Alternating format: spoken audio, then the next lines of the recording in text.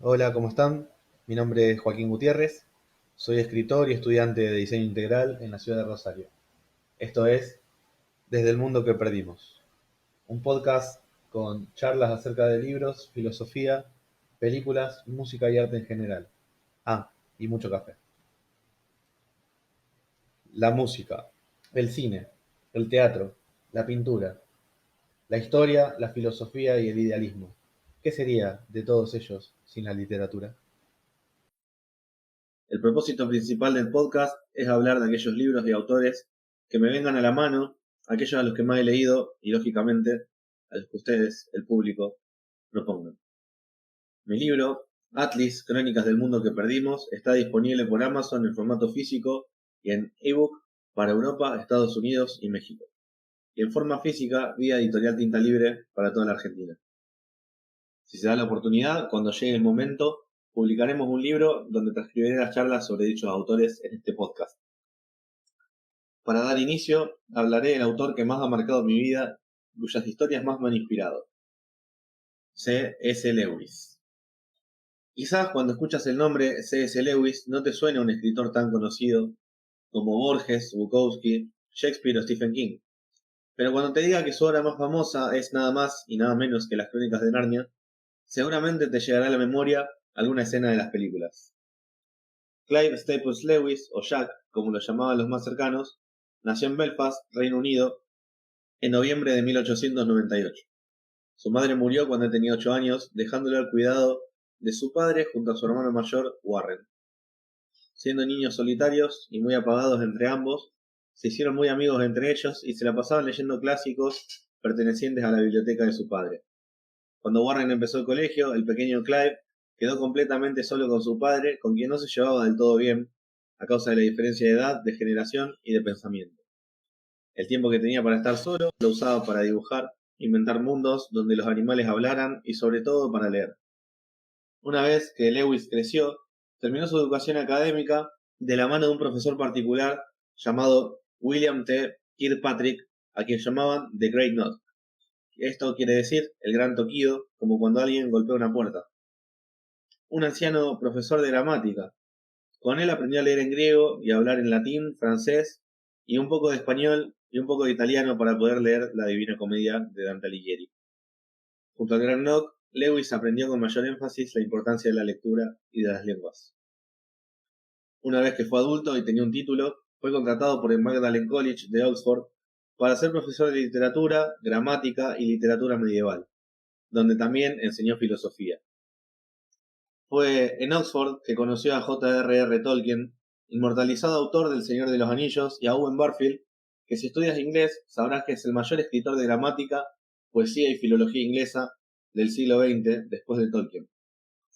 Lewis había sido ateo durante los años de su infancia y sobre todo durante su juventud, pero después de una conversación con Tolkien y Barfield, dos indiscutiblemente supremas de la literatura y de la filosofía, Jack no pudo contraargumentar la predicación de sus amigos y abrazó el cristianismo. A partir de ese encuentro comenzó a estudiar y él mismo escribió libros que defienden la lógica de la fe cristiana desde la razón y la filosofía. Esto se llama apologética. Las Crónicas de Narnia forman una alegoría a lo largo de los 7 libros que componen la saga de la historia del cristianismo. Para resumirlo, Lewis propone un trilema que ejemplifica con Lucy Pevensey y luego lo aplica a Jesucristo. A saber, tanto Jesús como Lucy en este ejemplo pueden estar diciendo la verdad, o mienten descaradamente, o están locos de remate. A continuación, leeré el fragmento de El león, la bruja y el ropero, donde Lewis hace uso de su trilema. A la mañana siguiente, decidieron que irían a contarle todo aquello al profesor. Escribirá a papá si cree que a Lucy le pasa algo importante, dijo Peter. Esto ya se nos escapa de las manos. De modo que fueron a llamar a la puerta del estudio y el profesor dijo: Adelante. Se levantó y les ofreció unas sillas y les indicó que se hallaba a su disposición. Luego se sentó a escucharlos juntando la punta de los dedos y sin interrumpir ni una vez hasta que finalizaron todo el relato. Tras ello permaneció sin hablar durante un buen rato. Luego carraspeó y dijo lo último que ellos habrían esperado oír. ¿Cómo sabéis que la historia de vuestra hermana no es cierta? Bueno, pues, empezó Susan y a continuación se detuvo. Cualquiera podía ver por la expresión del rostro del anciano que éste hablaba totalmente en serio, de modo que Susan se serenó y siguió. Pero Edmund dijo que solo estaban jugando. Esa es una cuestión, declaró el profesor, que desde luego hay que tener en cuenta, muy en cuenta. Por ejemplo, si me permitís que os lo pregunte, ¿os lleva vuestra experiencia a considerar a vuestro hermano o a vuestra hermana como el más digno de crédito? Quiero decir, ¿cuál es el más veraz? Eso es lo más curioso al respecto, señor, dijo Peter. Hasta ahora yo habría dicho siempre que era Lucy. ¿Y qué piensas tú, chiquilla? Inquirió el profesor, volviéndose hacia Susan. Bueno, respondió ella, en general yo diría lo mismo que Peter, pero lo que dice no puede ser cierto. Todo eso del bosque y el fauno. Eso es más de lo que yo sé, indicó el profesor. Y una acusación de mentir contra alguien a quien siempre habéis considerado sincero es algo muy serio, algo realmente serio. Teníamos miedo de que nos estuviera mintiendo a propósito, indicó Susan. Pensábamos que a Lucy podía pasarle algo grave. ¿Locura, queréis decir? Repuso el profesor con bastante frialdad. Ah, podéis estar tranquilos. Basta con mirarla y hablar con ella para darse cuenta de que no está loca. Pero entonces, dijo Susan, y se detuvo, pues nunca había soñado que un adulto pudiera hablar como el profesor y no sabía qué pensar. Lógica, dijo el profesor en parte para sí mismo. ¿Por qué no enseñan lógica en las escuelas de hoy en día? Existen solo tres posibilidades. O bien, vuestra hermana miente, o está loca, o dice la verdad. Sabéis que no miente, y resulta evidente que no está loca. Por el momento, pues, y a no ser que aparezcan más pruebas, debemos dar por sentado que dice la verdad. Y esto Lewis lo desarrolla más ampliamente y más libremente en su libro Mero Cristianismo, hablando ahora de la misma idea con respecto a Jesucristo. Dice lo siguiente. Incluso sus enemigos, cuando leen los evangelios, no suelen tener la impresión de estupidez o vanidad, aún menos la tienen los lectores sin prejuicios.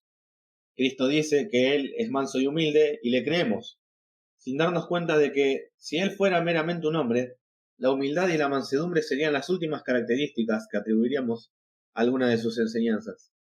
Intento con esto impedir que alguien diga la auténtica estupidez que algunos dicen de Él. Estoy dispuesto a aceptar a Jesús como un gran maestro moral, pero no acepto su afirmación de que era Dios. Eso es precisamente lo que no debemos decir. Un hombre que fue meramente un hombre y que dijo las cosas que dijo Jesús, no sería un gran maestro moral. Sería un lunático, en el mismo nivel del hombre que dice ser un huevo escalfado. O si no, sería el mismísimo demonio. Tenéis que escoger. O ese hombre era y es el Hijo de Dios, o era un loco, o algo mucho peor. Podéis hacerle callar por necio, podéis escupirle y matarle como si fuese un demonio, o podéis caer a sus pies y llamarlo Dios y Señor. Pero no salgamos ahora con insensateces paternalistas acerca de que fue un gran maestro moral. Él no nos dejó abierta esa posibilidad, ni quiso hacerlo. Nos encontramos, pues, con una alternativa aterradora. O este hombre del que hablamos era o es justamente lo que él dijo ser, o si no, era un lunático o algo peor. Bien, a mí me parece evidente que no era ni un lunático ni un monstruo, y que en consecuencia, por extraño, terrible o improbable que pueda parecer, tengo que aceptar la idea de que él era y es Dios. Esto no es algo que me haya inventado yo, sino que Lewis mismo aplica su trilema en las Crónicas de Narnia. Y esa escena también está en la película. La pueden ir a comprobar ustedes mismos, pues la película se encuentra disponible en las plataformas de streaming. Además de esto, Aslan y su muerte en la mesa de piedra para salvar al pecador y traidor Edmund por medio de un sacrificio inocente que termina derrotando a la maldad, también representa el sacrificio de Jesús en la cruz. Independientemente de que creas en Dios, la Biblia y lo que ello implica, es importante que comprendas que el cristianismo ha tenido mentes enormes en sus filas y han escrito cosas interesantes para defenderlo y tomar argumentos desde la razón, más allá del concepto de que la religión y la razón se llevan mal. A ellos les resultaba bien.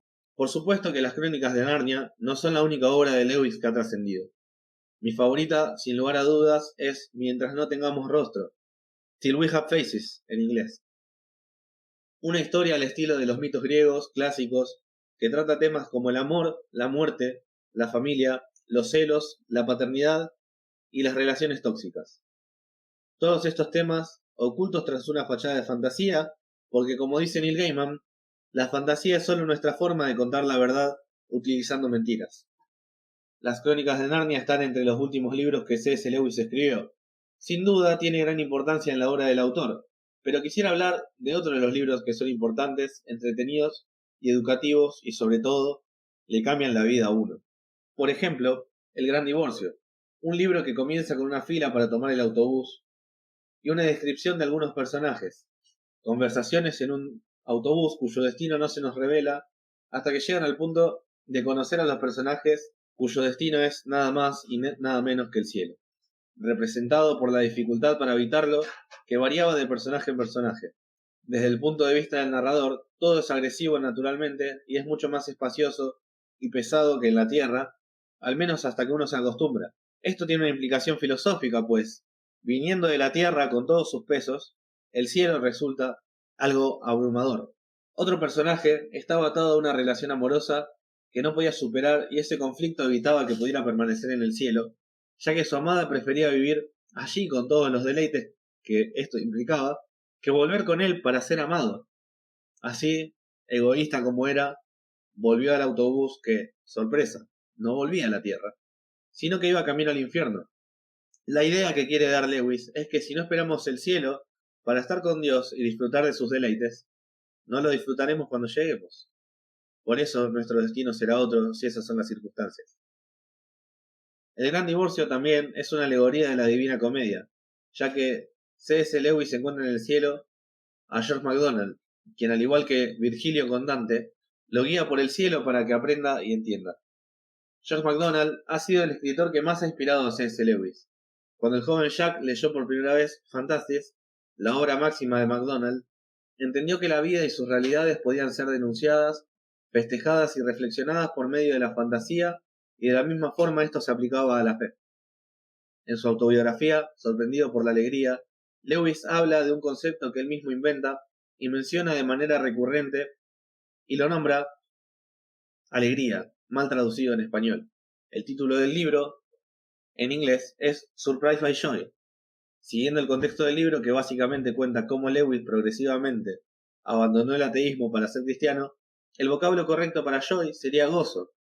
Gozo en el contexto cristiano del Nuevo Testamento, a saber, una alegría de origen sobrenatural que se mantiene presente independientemente de la situación emocional momentánea en el creyente.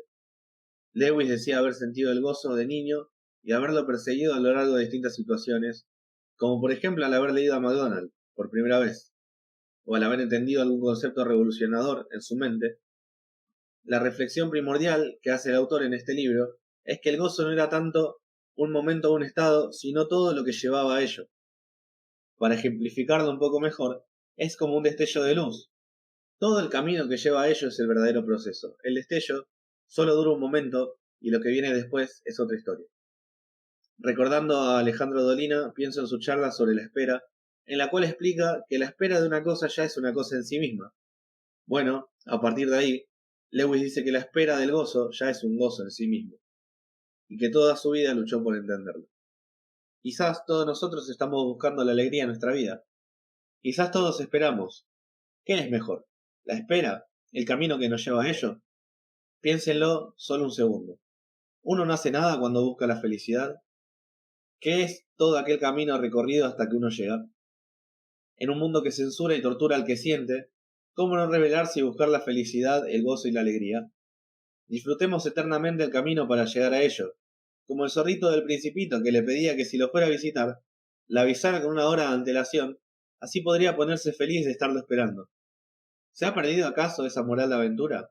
¿Se ha perdido acaso esa forma de afrontar la vida? ¿Se ha perdido acaso esa manera de buscar la belleza en las cosas? Ahora estamos todos encerrados en nuestras casas, mientras dura la cuarentena. ¿Busca uno la felicidad? ¿Se planta uno frente a las difíciles y cuestionadoras páginas de un buen libro que nos rompe la cabeza? Yo sí. Hagamos revolución, por favor. Pensemos, sintamos y mostremos. Este mundo constantemente nos dice que no hay que sentir, que no hay que mostrar lo que uno está pensando, que no hay que decir realmente lo que uno siente. Pero perdónenme. No, mejor no me perdonen, ya que no tengo nada por lo cual pedir perdón. Si mi fracaso amoroso se da a partir de que soy demasiado auténtico, bueno, agradezco. Son cosas que me han planteado con el correr del tiempo. Y pienso ahora, si el conflicto era mi autenticidad, mi transparencia de pensamiento y una sana intensidad, ¿por qué lo recibo como una crítica? Si no son todas esas cosas acaso una virtud, que nos quiere instalar la idea de que la intensidad de afecto es algo malo. La intensidad que debemos repudiar con toda el alma, y los medios que tengamos, es la de los celos, la de la violencia, cosas que nada tienen que ver con el amor. Pero si yo necesito expresarle a una persona que la quiero, habiendo estado un tiempo germinando un amor, ¿por qué se tilda de intenso al que demuestra? Y esto lo podemos ver en las redes sociales todo el tiempo, en hilos de Twitter que buscan censurar al intenso, en ridiculizaciones que se ven en Instagram, en conceptos que se ven en las series y en las telenovelas que tanto se miran hoy en día. Diré que no quiero vivir en un mundo así, y los que me lleven la contraria en este pensamiento me dirán que soy libre de irme, cuando quiera.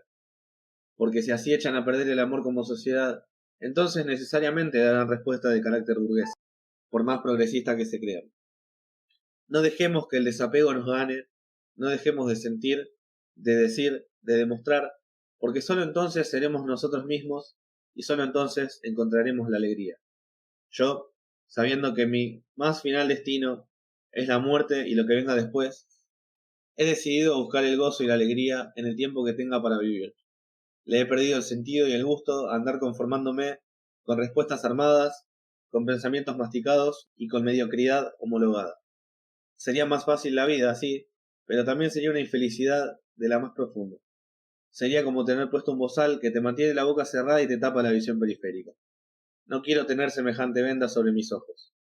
Prefiero 1000 veces sufrir el sentido trágico que tiene esta vida antes que resignarme a no querer entender, a no querer buscar, a no aprender, porque el conocimiento, la sabiduría y la filosofía son el camino a la felicidad. La lucha por entender, el dolor que produce abrir la cabeza, las dudas, los conflictos, los desacuerdos, desencuentros y desamores son el precio que uno paga para ser genuino. Uno paga cuando le acusan de creerse mejor que los demás. Uno paga cuando le acusan de sectario, de autoritario, de cerrado y de querer imponerse.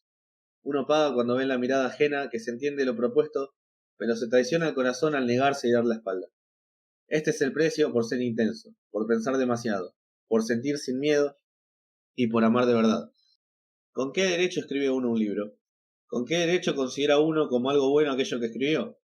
¿Con qué derecho uno se sienta frente a un micrófono para grabar un podcast y subirlo? ¿Con qué derecho hablo de todas estas cosas? Bueno, pues, sepan disculparme por tener un corazón que sangra y querer usarlo. Las acusaciones de ser dramático las suele hacer gente que jamás va al teatro y que no tiene idea de la relación entre esas dos palabras. La acusación de ser dramático la hace gente que censura sus propias reacciones y pensamientos a favor de la pauta emocional que rige, en lugar de rebelarse. Yo, en cambio, dramático como soy, me revelo a los mandatos sociales y siento, pienso y digo lo que siento y digo lo que pienso. Bienaventuradas aquellas almas que sepan leer entre líneas todo lo que por elegancia o sutileza no quiero decir verbalmente, pero que sin embargo no dejo de decir. Aquellos que nada sientan no podrán ver la poesía. Vuelve Dolina a mi mente, como tantas veces pasa en un solo día, y pienso en sus reflexiones sobre un perro bebiendo agua de luna.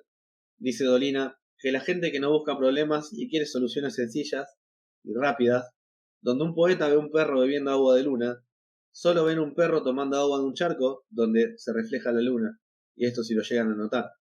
Y estos, que no buscan problemas sino soluciones, lo tratan de loco y exagerado a uno cuando le dice que eso es agua de luna. Te miran mal. Eso es lo que pasa cuando uno pierde su sombra.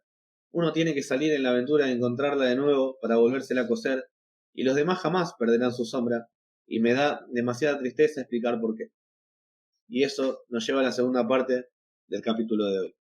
Como no podía ser de otra forma, estos constituidos y públicos enemigos del pensamiento han tomado a un pequeño niño que perdió su sombra como un enemigo, como un concepto a evitar, como un problema. Estamos hablando de un niño que tiene incluso la desventaja de ser ficticio.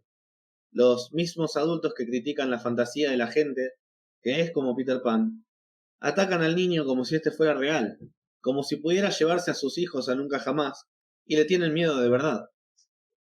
Qué irónicas que son algunas ignorancias. Los mismos que insisten en no creer nada que sea producto de la imaginación, se pelean con un concepto, con un pequeño niño que perdió su sombra, al cual lo persigue un pirata, el cual sufre las dudas y que fue abandonado por sus ficticios padres. A mí Peter Pan me resulta una maravilla. Estos enemigos del pensamiento comparten conmigo la certeza de que Peter Pan es ficticio, pero como ellos se pelean con él y lo desprecian, yo soy su amigo, yo tengo simpatía por el concepto de este pequeño niño. Yo no tengo problema en jugar, en vivir cada momento como si fuera una aventura, en educar a un grupo de niños en esta moral. La mayor tristeza se me produce cuando veo a mis hermanos en la fe, gente muy cercana a mí, decir que nadie debe creer en cosas que aparecen en un libro, ya que a veces me lo dicen con una Biblia en la mano. Se contradicen en esto y también se contradicen cuando hablan de dejar de ser niños como si fuera algo deseable. Siendo que el mismo Jesús nos dice que seamos como niños, porque de ellos es el reino de los cielos. San Pablo y San Pedro nos dicen que deseemos como niños la leche espiritual. Todos tenemos nuestras incoherencias. Yo tengo mis contradicciones y mis errores, pero jamás permitiría que prospere en mi vida una contradicción tan grande entre lo que creo, lo que digo y lo que defiendo. Y esto es porque tanto lo que creo, lo que digo y lo que defiendo son una misma cosa. Peter Pan fue escrito por Sir James Matthew Barrie, íntimo amigo de Arthur Conan Doyle y de Robert Louis Stevenson, autores de Sherlock Holmes y Dr. Jekyll y Mr. Hyde respectivamente. J. M. Barrie nació en Escocia en el pequeño pueblo de Kirriemuir, en mayo de 1860. Hay dos hechos fundamentales en la vida de Barrie que hacen que él escriba Peter Pan. Uno de ellos fue la muerte de su hermano David a los 13 años, cuando James tenía 6. Su madre quedó profundamente traumada por este hecho y su padre no se comunicaba en absoluto con él. Cuando la madre veía a James, le decía, David, ¿eres tú? Y solo le hacía caso cuando se ponía la ropa de su hermano fallecido. Toda esta traumática situación y la necesidad de la atención y el amor materno hicieron que James Barrie desarrollara un deseo por la infancia que tanto sufrió, y esto causó que su estatura quedara trunca en la de un niño, pues medía 1,47 m. El país de nunca jamás, Neverland en inglés, es un contrapunto de la realidad victoriana que le había tocado vivir a Barrie. Las diferencias sociales y la importancia de lo que uno mostraba en sociedad eran abrumantes. Esto se ve claramente en las escenas del libro que transcurren en Bloomsbury, barrio inglés. Por ejemplo, en Nunca Jamás, nadie se metería con lo que uno hace y la moralidad resultaba más bien abstracta y ambivalente. Para no ser como los enemigos del pensamiento y de Peter Pan, yo citaré mis fuentes porque las tengo y me acataré a instancias superiores. Bernard Shaw, ganador del Nobel de Literatura, dramaturgo, filósofo y ensayista, dice que Nunca Jamás y toda la obra de Peter Pan se presenta como si estuviera orientada hacia los niños, pero en realidad es para personas adultas. Los personajes de la obra de teatro de 1904, a partir de la cual se toma la novela en 1911, representan conocidos de Barrie. Peter Pan serían tanto el mismo Barrie como los hermanos Michael, Jack y Peter Davis, a quienes conoció paseando a su perro Porthos por los jardines de Kensington, Escocia, donde ahora se eleva poderosa una escultura de Peter Pan. Peter Pan es el deseo de no crecer y una manifestación del derecho a no hacerlo. Sufre con todo el corazón y ríe con todo el alma. Es un ejemplo de la valentía propia de la infancia y tan tirada por tierra y censurada durante la adultez. Wendy era una niña llamada Margaret, al igual que la madre de Barrie, quien queriendo llamar a Barrie friendly, amigable en inglés, y no pudiendo pronunciar la R, lo llamaba Wendy. Es a partir de aquí que James toma como homenaje a la pequeña Margaret Henley el nombre Wendy, luego de que la pequeña de 5 años falleciera. Según el etimologicón de Mark Forsyth, no hay antecedentes del nombre Wendy antes de que se escribiera Peter Pan. El carácter de Wendy y su deseo por lograr que Peter crezca son reflejos maternales de la carencia emocionales que tenía Barrie. El Capitán Garfio representa al mundo adulto y la opresión social que se ejerce sobre los niños para que crezcan, ya que en el tiempo de Barrie era para que se quieran casar, en nuestro tiempo quizás para que nadie se quiera casar y tengan despertares sexuales prematuros y se fuerce a una idea de adultez y de crecimiento falsos. Para que tengan la desagradable idea de trabajar 9 horas en una oficina, para que quieran ser contadores, analistas o economistas, para que el único color que vean sea el gris, para que la música que escuchen no diga nada ni enseñe nada, para que todo el cine que vean solo genere miedo o risa, pero jamás reflexión o emoción profunda, para que piensen que ser escritor no es un trabajo, o pintor, o diseñador, o poeta. Esa gente siempre trabaja de otra cosa, si no se mueren de hambre, dicen. Garfio es la burguesía que se pelea con el verdadero revolucionario. Garfio piensa que si uno no está estresado y con la mente agotada, en realidad no está trabajando. Garfio piensa que si uno está en su casa con su familia, no está haciendo nada útil ya que no produce. Salvando las distancias, claro, pues él viaja en un barco que vuela. Él peleó contra el cocinero del mar. Él perdió su brazo peleando contra un cocodrilo. Él es un pirata. Así que un poco de su burguesía está completamente contaminada con un sentido de la aventura y de la conquista. Pero si usted, queridísimo oyente, es un oficinista, un contador, o un aburrido lisa y llanamente, o quizás un corrupto, entonces ni eso le queda, solo las partes execrables y horrendas de ser un adulto, que dejó por completo la infancia. Y yo lo entiendo. Yo entiendo a la gente que no pudo terminar sus estudios por situaciones desfavorables en lo social y en lo económico. A ellos no va dirigido este mensaje. Tampoco a los que tienen que mantener a una familia. Esta crítica tan agresiva como suena, va dirigida a aquellos que tienen todos los recursos para soñar, pero solo por fariseos se quedan criticando a los que elegimos soñar, a los que elegimos ser niños, y a los que escribimos, a los que dibujamos, a los que esgrimimos los pinceles como nuestras armas, a los que creemos y soñamos. Pero aún sin levantar una sola piedrita, les vamos a ganar la guerra, porque creemos en las hadas, porque nosotros tenemos fe, confianza y podemos volar. Porque nosotros sabemos que las ideas no quedan en el papel y la tinta, sino que se pueden vivir sin importar la edad, sin importar nada realmente. Así que acá estamos, nosotros los que nos queremos morir de hambre escribiendo poesías y canciones. El mundo es nuestro, seremos jóvenes para siempre. Estaremos ahí para ver envejecer al resto, incluso siendo nosotros ancianos, pues la niñez poco tiene que ver con la edad, al menos no esta niñez de la que he venido a hablar hoy. Y siendo verdadero como es, sale del corazón, de las más profundas entrañas, de todas mis alegrías e indignaciones, de amores correspondidos y de desamores, desde la fe y quizás de algún desencuentro conmigo mismo. Hasta aquí esta parte de la charla. Esto está dedicado a aquellos que quieren crecer, a enamorarse, a sentir con la furia necesaria para que duela la garganta y el pecho, a aquellos que no tienen miedo de mostrarse como son, buscadores de gozo y alegría, soñadores infantiles e incansables, a estos que se meten adentro de los roperos, que son amigos de un fauno con paraguas, que han perdido su sombra y pelean contra piratas burgueses. A todos ellos dedico esta charla y la final lectura de este fragmento de On the Road, en el camino, de Jack Kerouac. La única gente que me interesa es la que está loca. La gente que está loca por vivir, loca por hablar, loca por salvarse, con ganas de todo al mismo tiempo. La gente que nunca bosteza ni habla de lugares comunes, sino que arde. Arde como fabulosos cohetes amarillos, explotando igual que arañas entre las estrellas.